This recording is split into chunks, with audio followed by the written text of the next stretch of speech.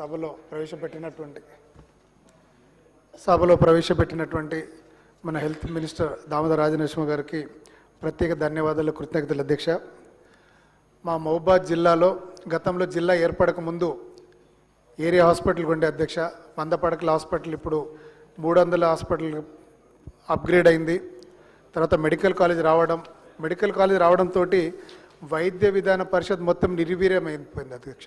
ఇప్పుడు వైద్య విధాన పరిషత్ డాక్టర్స్ పనిచేయట్లేదు. అదేవిధంగా డిఎంఏ సైడ్ ఉన్నటువంటి డాక్టర్లు కూడా సరిగా పనిచేయకపోవడం, patients better health care facility ఉందని చెప్పేసి వాస్తవానికి దాదాపు 1000 మంది మా జనరల్ హాస్పిటల్కి వస్తూ ఉన్నారు. కానీ ఇటు వైద్య విధాన పరిషత్ వాళ్ళు అటు డిఎంఈ సైడు ఆ కన్ఫ్యూజన్ ఉండడంతో ఎవరు పని చేయకపోవడంతో ఇక్కడ మొత్తం వ్యవస్థనే కుంటుపడతా ఉంది. మా మెడికల్ కాలేజ్ దాదాపు 80% కంప్లీట్ అయింది.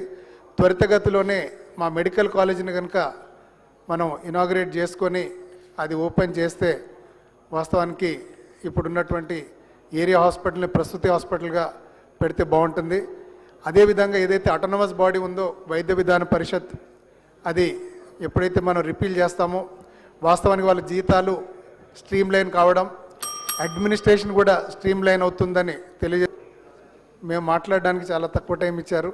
అదేవిధంగా గౌరవ మన హెల్త్ మినిస్టర్ దామోదర రాజనరసింహ గారిని ఈ బిల్లు ప్రవేశపెట్టినందుకు స్వాగతిస్తూ సెలవు తీసుకుంటాను. ధన్యవాదాలు అధ్యక్షుడు.